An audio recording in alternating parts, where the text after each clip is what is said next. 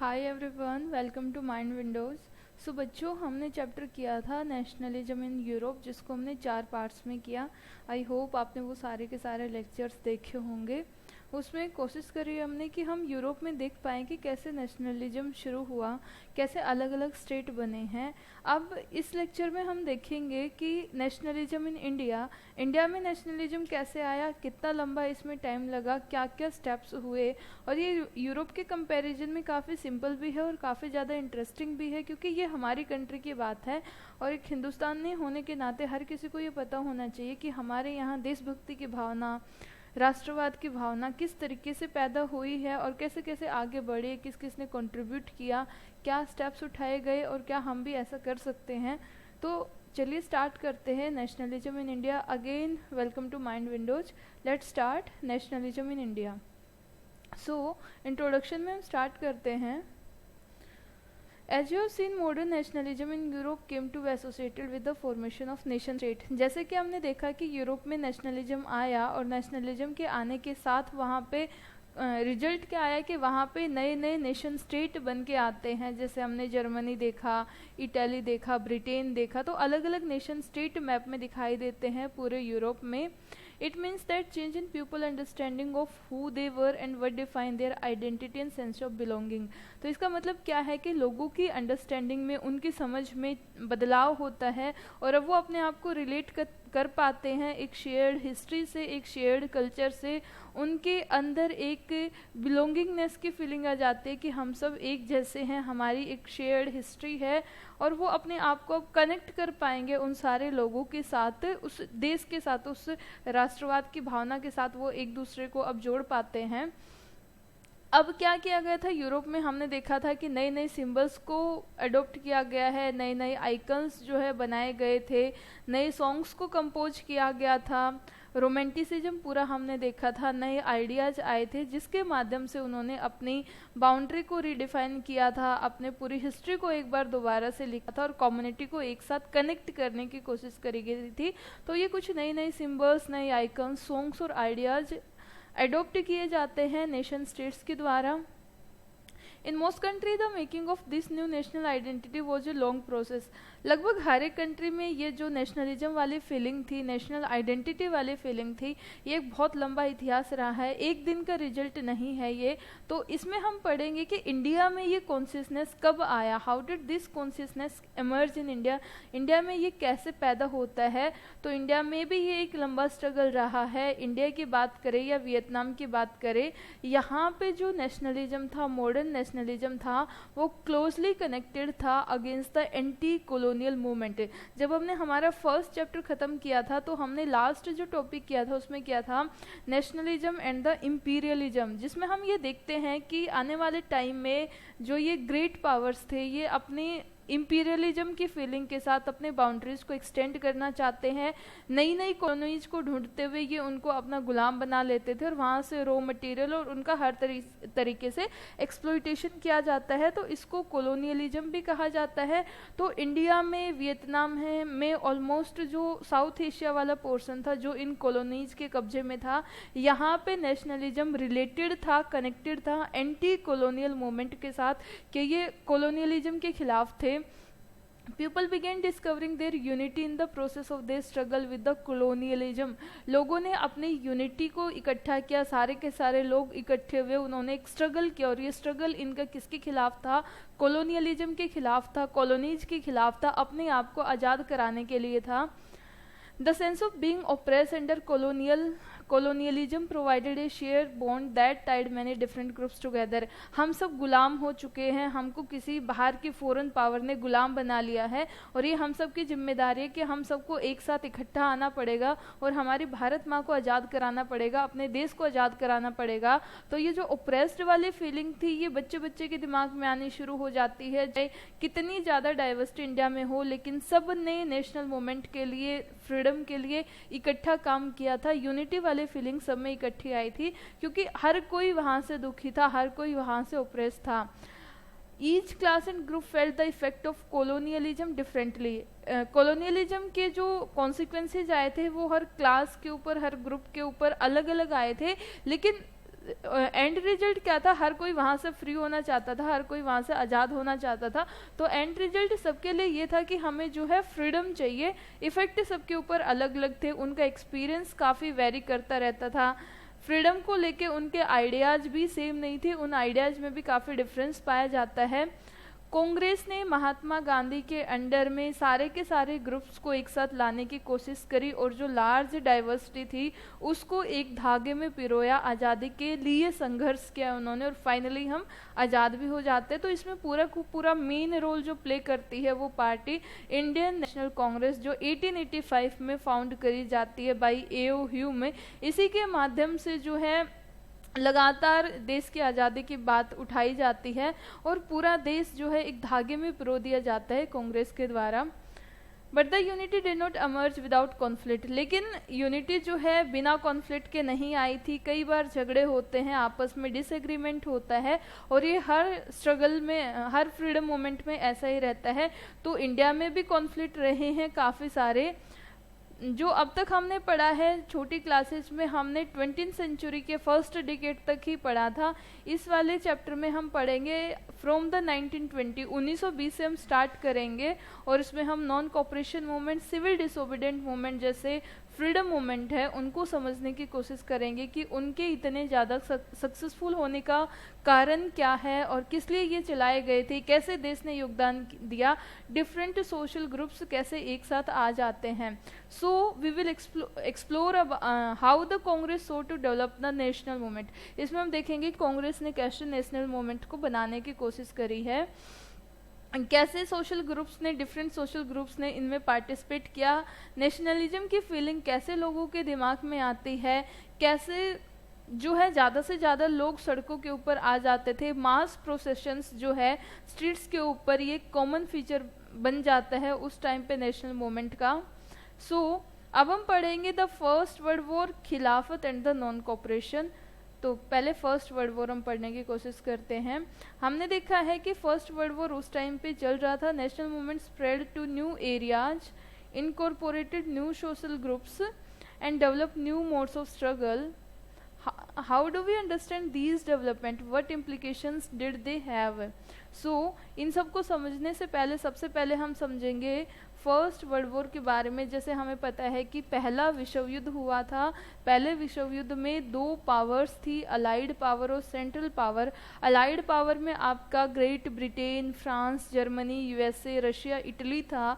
दूसरी तरफ यदि हम सेंट्रल पावर की बात करें तो Austria, Hungary, German, Japan, Bulgaria, Ottoman empire, ये सारे के सारे थे। तो फर्स्ट वर्ल्ड वॉर में आप देखोगे कि एक तरफ ब्रिटेन भी है, बाकी सबसे हमें कुछ नहीं लेना, लेकिन ब्रिटेन से लेना है।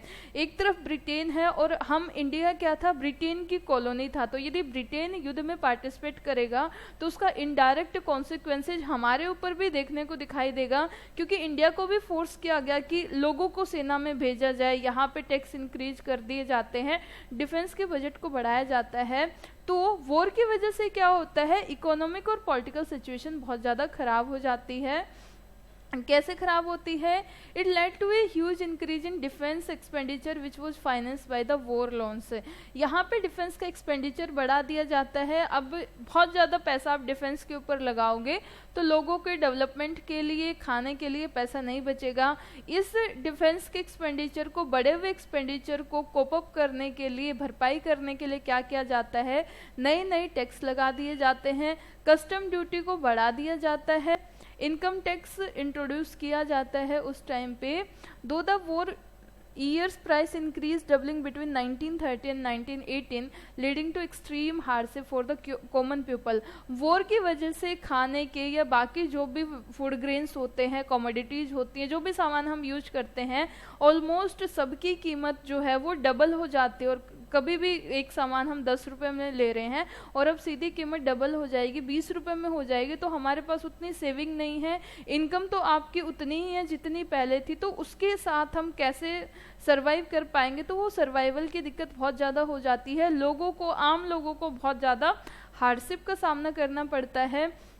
गांव से लोगों को बुलाया जाता है और गांव को ये कहा जाता है कि आप जो है सोल्जर्स की सप्लाई करो। और जब वो अपनी मर्जी से नहीं भेज रहे थे अपने बच्चों को सेना में, तो फोर्सफुली रिक्रूटमेंट किया जाता है। The force recruitment in rural areas cause widespread anger. जबरदस्ती मान लो कि हमारे घर में कोई यंग एडल्ट है और उनको फोर्सफुली सेना में भर्ती करा दिया जाए कि जाओ तुम्हें लड़ना है, और कोई इंसान तैयार हो जाएगा अपने देश के लिए लड़ने के लिए, लेकिन जब उसको ये बोल दिया जाए कि नहीं तुम्हें अपने देश के लिए नहीं लड़ना है, तुमने ब्रिटेन के लिए लड़ना है। ब्रिटेन के लिए क्यों लड़ोगे? क्योंकि हम ब्रिटेन के गुलाम हैं। तो इस टाइप की वजह से लोगों का गुस्सा और भी ज़्यादा बढ़ जाता है, क्योंकि अपनी मातृभूमि के लिए कोई भी अपना न्यौछावर देने को तैयार रहता है, लेकिन जिसने हमें कॉलोनी बना रखा है, जिसने हमें अपना गुलाम बना रखा है, हम उसके लिए क्यों लड़ेंगे? इसकी वजह से गांव में भी लोग बहुत ज़्यादा गुस्सा हो जाते हैं। तो फोर्स रिक्रूटमेंट क्या होता है? A process by which colonial state force people to join the army. एक प्रोसेस जिसके द्वारा कॉलोनियल जो स्टेट है फोर्सफुली लोगों को अपनी आर्मी में भर्ती करता है। तो गांव में लोगों को बोला जाता है कि आप अपने बच्चों को, सोल्जर्स को जो है सेना में भेजो ताकि वो लड़ पाए। ये सिचुएशन एक तो चल रही है, वॉर की वजह से बहुत ज़्यादा परेशानी आ रही है। इसके साथ साथ उसी टाइम पे 1918-1919 में क्रॉप्स फेलियर हो जाता है इंडिया के कई सारे हिस्सों में, और यदि अच्छे से क्रॉप्स नहीं होंगी, क्रॉप फेल हो जाएंगी, तो दिक्कत आपकी और ज़्यादा बढ़ जाएगी। ऐसा ही होता है, क्रॉप के फेलियर की वजह से जो है फूड ग्रेन्स ख़त्म हो जाते हैं, शॉर्टेज हो जाती है खाने की। इसके साथ साथ वहाँ पे एक एपिडेमिक भी उस टाइम पे बहुत फैली हुई थी, जिसको इन्फ्लुएंजा एपिडेमिक बोला जाता है। तो ये सारी चीज़ें एक साथ आ जाती है, वॉर है, दूसरी तरफ फूड ग्रेन्स की दिक्कत आ गई है, फसल खराब हो गई है, और तीसरी तरफ एक एपिडेमिक आ गई, एक बीमारी आ गई है जिसका अभी तक इलाज नहीं है, जिसकी वजह से कई सारे लोग मारे जाते हैं। सेंसस हुई 1921 में, और इस सेंसस के अकॉर्डिंग 12 से 13 मिलियन लोग जो है फेमाइन और एपिडेमिक में मर जाते हैं। 12 से 13 मिलियन डेटा छोटा नहीं है। तो 1921 के सेंसस में ये साफ दिखाई दिया कि वॉर का क्या इम्पैक्ट पड़ा इंडिया के ऊपर, फूड ग्रेन्स की दिक्कत से, पॉवर्टी की दिक्कत से, एपिडेमिक की प्रॉब्लम से इतने सारे लोगों को अपनी जान से हाथ धोना पड़ता है। इस टाइप का मेल न्यूट्रिशन की सिचुएशन दिखाई देती है इंडिया में। People hope that their hardship would end after the war was over. लोगों को लगता था कि जब युद्ध खत्म हो जाएगा तो उनकी जो परेशानी है वो भी उसके साथ ही खत्म हो जाएगी, उसके बाद सब सही हो जाएगा, लेकिन ऐसा कुछ भी नहीं हुआ। अब जब इतनी सारी दिक्कत इंडिया में चल रही थी, तब एक नई इंसान की एंट्री होती है जो देश को एक नया रास्ता दिखाता है। At this stage a new leader appeared and suggested a new mode of struggle. एक नया लीडर निकल के आता है और लोगों को एक अलग से रास्ता दिखाता है, जिसको हम गांधी जी बोलेंगे। तो अब हम पढ़ेंगे द आइडिया ऑफ सत्याग्रह। सत्याग्रह क्या होता है और कैसे इसने फ्रीडम मूवमेंट में अपना कंट्रीब्यूशन दिया है। सो आइडिया ऑफ सत्याग्रह को हम समझने की कोशिश करते हैं। जनवरी 1915 में महात्मा गांधी वापस इंडिया में आए हैं, जिसमें हम प्रवासी भारतीय दिवस भी मनाते हैं इस दिन। हमें पता है कि गांधी जी जो है साउथ अफ्रीका से वापस आए थे, और जब वो साउथ अफ्रीका में थे वहाँ पे उन्होंने सत्याग्रह के आइडिया का यूज किया था। वहाँ पे रेसिस्ट रिजाइम होता था, गोरे और काले लोगों के बीच में हमने देखा है कि बहुत ज़्यादा डिफ्रेंसिएशन किया जाता था, एक्सप्लॉइटेशन किया जाता था। काले लोग गोरे लोगों की बस्ती में, सोसाइटी में एंट्री नहीं कर सकते थे, उनको पास लेके वहाँ पे काम करना पड़ता था। तो इस टाइप का वहाँ पे होता था। तो जब गांधी जी साउथ अफ्रीका में थे तो उन्होंने उस अपार्थेड सिस्टम के खिलाफ, रेसिस्ट रिजाइम के खिलाफ जो है एक नया तरीका निकाला था, जिसको बोला जाता था सत्याग्रह, और ये वहाँ पे काफ़ी सक्सेसफुल रहा था। उसी तरीके को, उसी आइडिया को गांधी जी यहाँ पे लगाने की कोशिश करते हैं इंडिया में। तो सत्याग्रह क्या होता है? सत्याग्रह, सत्याग्रह को यदि हम तोड़ेंगे तो ये हो जाएगा सत्य के लिए आग्रह, यानी कि सच की खोज। आप ट्रुथ के रास्ते पे चलोगे, ऑनेस्टी के रास्ते पे चलोगे। So the idea of satyagraha emphasize the power of truth and the need to search for the truth. सच के ऊपर चलते हुए सच की खोज करनी है, इस आइडिया को सत्याग्रह बोला जाता है।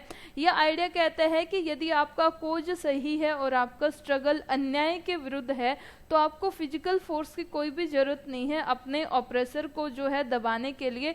बिना फिजिकल फाइट के लिए आप उसके मन को जीत सकते हो। आपको कोई उसके लिए द्वेष नहीं रखना, कोई बदले की भावना नहीं रखनी है। सत्याग्रही अपनी बैटल को अहिंसा, नॉन वायलेंस के थ्रू सामने वाले के दिल को जीत लेगा और उसको जो है अपने आप कहोगे कि मोटो में कामयाब हो जाएगा, बिना ही फिजिकल फोर्स का यूज किए हुए उसके कंसाइंस को बदल देगा। So, people including the oppressors had to be persuaded to see the truth instead of being forced to accept truth through the use of violence। तो कह रहे कि हमें वायलेंस का यूज नहीं करना, हमें हिंसा का यूज नहीं करना है, सामने वाले ऑपरेसर को हमें सच से जीतना है, उसके दिल को पिघला देना है, और यदि हम सच के रास्ते पे चलते रहे तो ऐसा पॉसिबल हो सकता है। तो ये सत्याग्रह वाला था। Truth was bound to ultimately triumph, last में जो जीत होती है वो सच की ही जीत होती है, सत्य हमेशा जीत जाता है। कहते हैं कि सच को दबाया जा सकता है, छुपाया नहीं जा सकता है, लास्ट में सच ही निकल के आता। तो इनका भी यही मानना था कि सच जो है आखिरकार जीत ही जाता है। Mahatma Gandhi believe that this dharma of non violence could unite all the Indians. Mahatma Gandhi का ये मानना था कि ये जो धर्म है नॉन वायलेंस, सत्य और अहिंसा वाला, ये सारे के सारे इंडियंस को जो है वो जोड़ के रख सकता है, यूनाइट कर सकता है, चाहे फिर वो हिंदू हो, मुस्लिम हो, क्रिश्चियंस हो, कोई भी हो। लेकिन यदि हम उसको इस एक रास्ते में, सत्याग्रह के रास्ते में पिरो देंगे तो सारे के सारे इंडियंस जो है यूनाइट हो जाएंगे। After arriving in India, Mahatma Gandhi successfully organise satyagraha movement in various places. India में आने के बाद गांधी जी अलग अलग जगह पे यही सत्याग्रह का जो है प्रयोग करते हैं और कई जगह सक्सेसफुल भी हो जाते हैं। 1916 में शुरुआत करी जाती है चंपारण बिहार से, वहाँ पे पीजेंट्स का स्ट्रगल चल रहा था against the oppressive plantation system. तो वहाँ पे ये उसको यूज करते हैं। पहले इनका है प्लांटेशन सिस्टम के खिलाफ, जबरदस्ती नील की खेती, वहाँ पे इंडिगो प्लांटेशन कराया जाता था। तो 1916 में इन्होंने चंपारण बिहार में इसका यूज किया है सत्याग्रह का। उसके बाद 1917 में खेड़ा में जो थे वहाँ पे ये सत्याग्रह का यूज करते हैं, खेड़ा गुजरात में। वहाँ पे भी पीजेंट्स का आंदोलन था, फसलें खराब हो गई थी कि वो टैक्स नहीं पे कर सकते थे, तो वहाँ पे इन्होंने सत्याग्रह का यूज किया था। Affected by the crop failure and a plague epidemic, the peasants of Kheda could not pay the revenue and were demanding the revenue collection भी रिलैक्स। खेड़ा में फसल खराब हो गई थी, साथ के साथ एक डिजीज आई हुई थी, प्लेग, जिसकी वजह से वहाँ के लोग जो है वो टैक्स नहीं पे कर सकते थे। तो वो चाहते थे कि उनके जो है टैक्स कलेक्शन से मुक्ति मिल जाए, इस बार का टैक्स जो है वो माफ़ कर दिया जाए। तो गांधी जी ये सारी की सारी डिमांड उठाते हैं और सक्सेसफुल हो जाते हैं। 1918 में महात्मा गांधी अगेन सत्याग्रह का यूज करते हैं अहमदाबाद में मील वर्कर्स के लिए। अहमदाबाद में जो मील वर्कर्स थे उनको बहुत कम वेजेस दिया जाता था, तो वो अपनी कीमत जो है, सैलरी जो है बढ़वाने के लिए महात्मा गांधी उनके लिए आवाज़ उठाते ताकि उनके वेजेस को बढ़ा दिया जाए। वहाँ पे भी ये सक्सेसफुल हो जाते हैं, कॉटन मिल वर्कर्स के लिए आवाज़ उठाते हैं अहमदाबाद में। तो इस टाइप से 1916, 17, 18 बिहार, खेड़ा, अहमदाबाद, लगातार 3 जगह गांधी जी ने जो है सत्याग्रह का आप कह सकते हो कि यूज किया है, इस मूवमेंट का यूज किया है। Indian workers in South Africa march through Volksrust 6 November 1913। Mahatma Gandhi was leading the workers from Newcastle to Transvaal. तो ये कह रहे कि साउथ अफ्रीका की बता रहे कि साउथ अफ्रीका में लोग प्रोटेस्ट कर रहे थे, तो महात्मा गांधी ने इस प्रोटेस्ट को यूज किया था, रेसिस्ट लॉ के खिलाफ, नॉन वाइट के लिए लड़ाई लड़ी थी और गांधी उसमें जीत गए थे। अब तक जितने भी आंदोलन हमने देखे हैं वो थोड़े थोड़े से इलाके में थे, बिहार में, अहमदाबाद में, खेड़ा में, थोड़े से एरिया में वो जो है लिमिटेड था। अब थोड़ा सा आंदोलन को वाइड रूप दिया जाता है, इसमें और ज़्यादा लोगों को बढ़ाने की कोशिश करी जाती है। तो अब हम देखेंगे रोलेट एक्ट।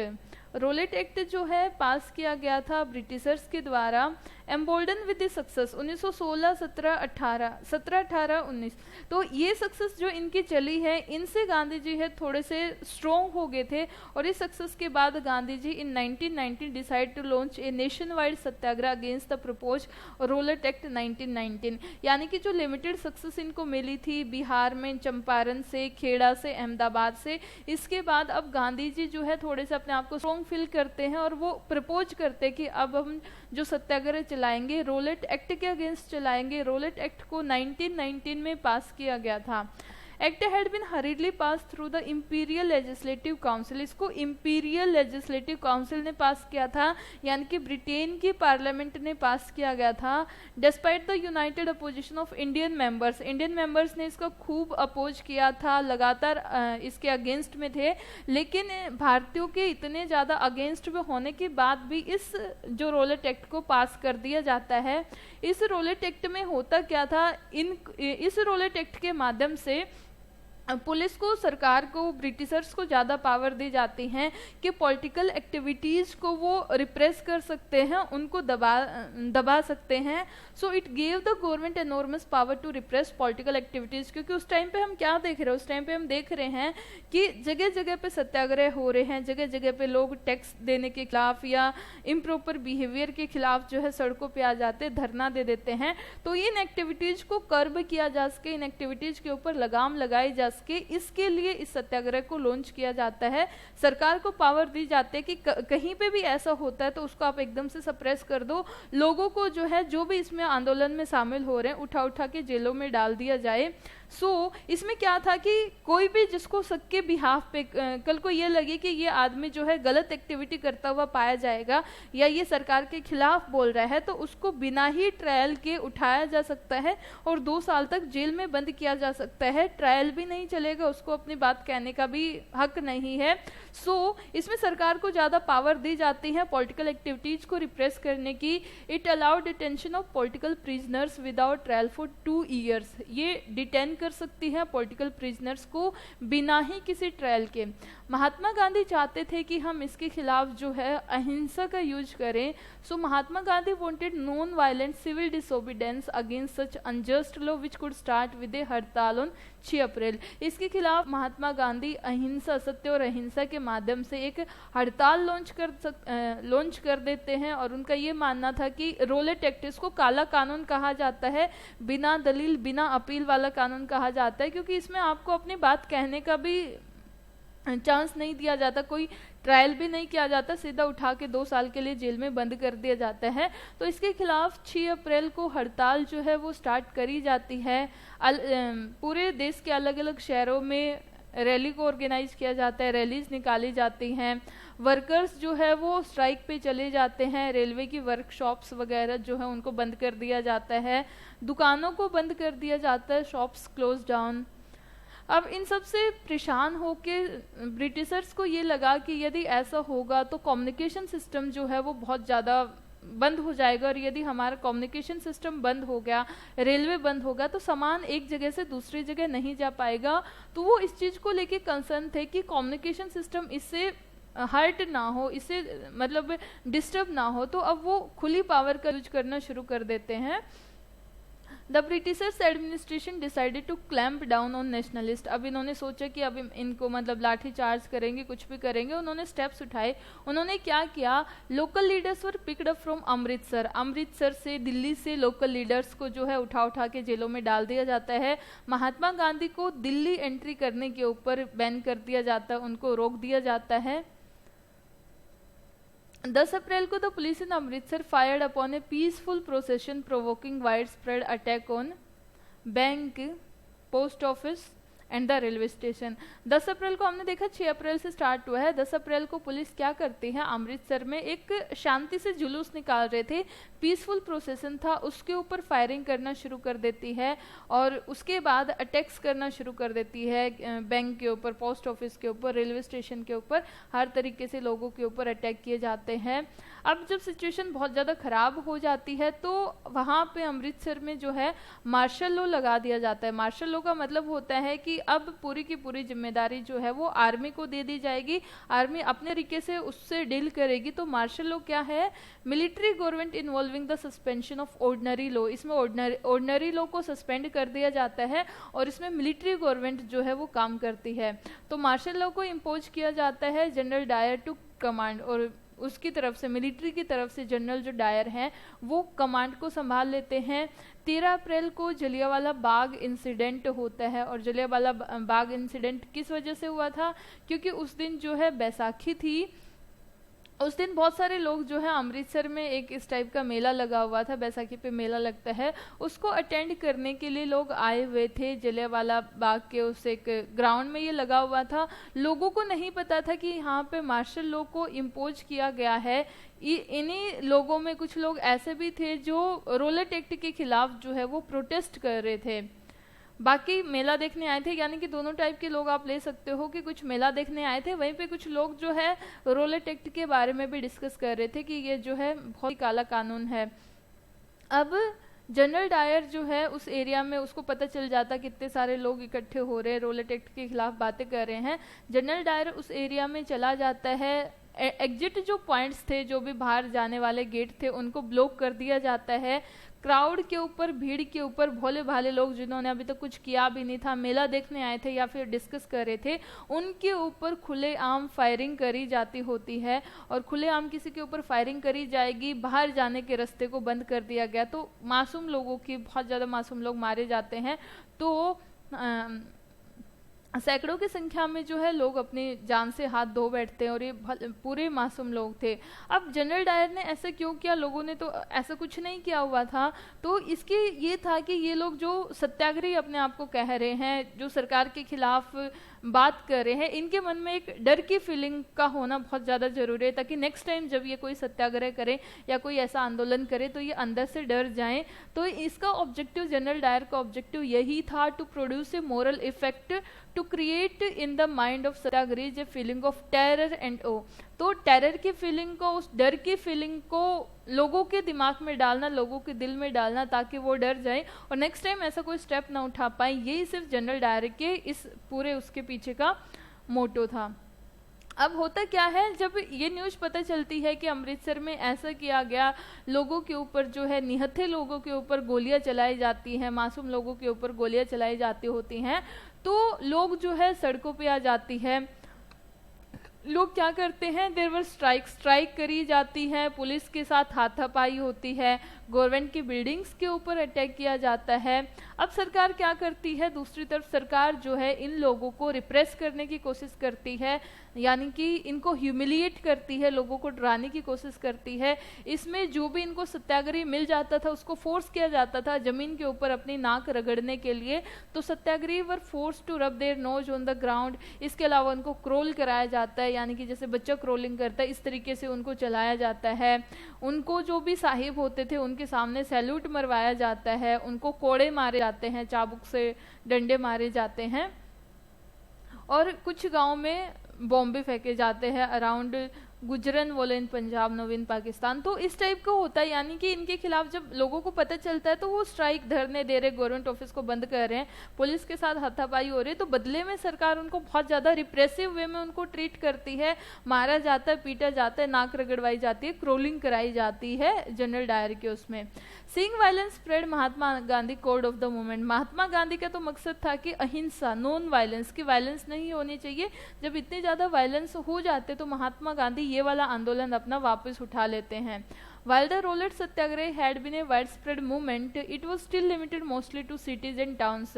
पहले के कंपैरिजन में अब की बार मूवमेंट जो है और ज़्यादा लोगों तक पहुंचा था, लेकिन अभी भी ये जो है कुछ सिटीज़ में, कुछ शहरों तक ही लिमिटेड था, गांव तक अभी ये नहीं पहुंचा था। Mahatma Gandhi now felt the need to launch a more broad based movement in India. Mahatma Gandhi चाहते थे कि अब जो है हम गांव-गांव तक पहुंच पाएं, बच्चे बच्चे के दिमाग में ये होना चाहिए कि हमें कैसे सत्य और अहिंसा के माध्यम पे चलते हुए हमें सरकार के खिलाफ अपनी आवाज़ उठानी है, हमें और ज़्यादा लोगों को अपने साथ लेके चलना है। उस तरीके से वो प्लानिंग कर रहे थे, और उनको ऐसा लगा कि ये जब तक हम अपने मकसद में कामयाब नहीं होंगे, जब तक हिंदू और मुस्लिम दोनों एक साथ नहीं आएंगे, हिंदू और मुस्लिम यूनाइट होना बहुत ज़्यादा ज़रूरी है, क्योंकि यदि हम आपस में ही मतलब डिवाइडेड रहेंगे तो ब्रिटिशर्स उस चीज़ का और ज़्यादा फ़ायदा उठाएंगे। तो हिंदू और मुस्लिम्स को एक साथ आना चाहिए और फिर सरकार के खिलाफ जो है वो आवाज़ उठानी चाहिए, अदरवाइज कोई भी आंदोलन जो है वो सफल नहीं हो पाएगा। ऐसा करने के लिए वो खिलाफत वाला इशू उठाते। उस टाइम पे खिलाफत वाला इशू बहुत ज़्यादा चलता जा रहा था। जैसा हमने देखा है कि पहला वर्ल्ड वॉर जो है वो ओटोमन टर्की जो है उसकी हार के साथ ही ख़त्म हो जाता है।